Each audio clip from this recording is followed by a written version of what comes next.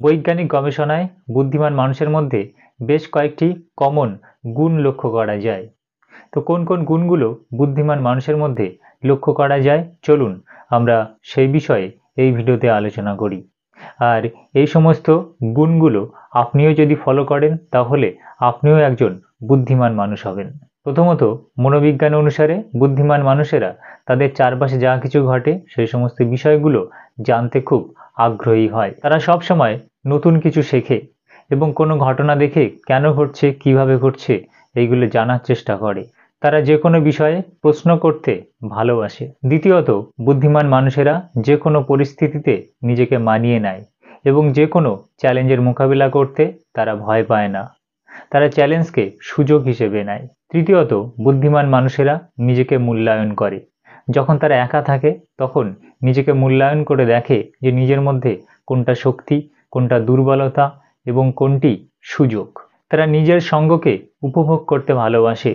যদিও তারা সামাজিক যোগাযোগ রাখে, তবু তারা যখন নিঃসঙ্গ থাকে তারা নিজেই নিজেকে উপভোগ করে। চতুর্থত, খোলা মন। বুদ্ধিমান মানুষেরা খোলা মনের হয়। তারা খুব সরল প্রকৃতির হয়ে থাকে, মনের মধ্যে কোনো জটিলতার আশ্রয় দেয় না। পঞ্চমত, নিজস্ব সমালোচক। বুদ্ধিমান মানুষেরা নিজস্ব সমালোচক হয়। তারা যা কিছু করে তাতে সন্তুষ্ট হয় না। তারা নিজেকে আরও উন্নত করতে চায় এবং নিজেকে উন্নত করার জন্য ক্রমাগত তারা অনুশীলন করে যায়। ষষ্ঠত, বুদ্ধিমান মানুষেরা নিজের চ্যালেঞ্জকে উপভোগ করে।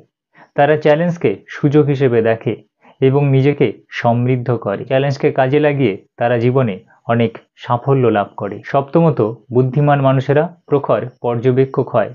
তারা তার চারপাশে যা কিছু ঘটে তা গভীর মনোযোগ দিয়ে লক্ষ্য করে।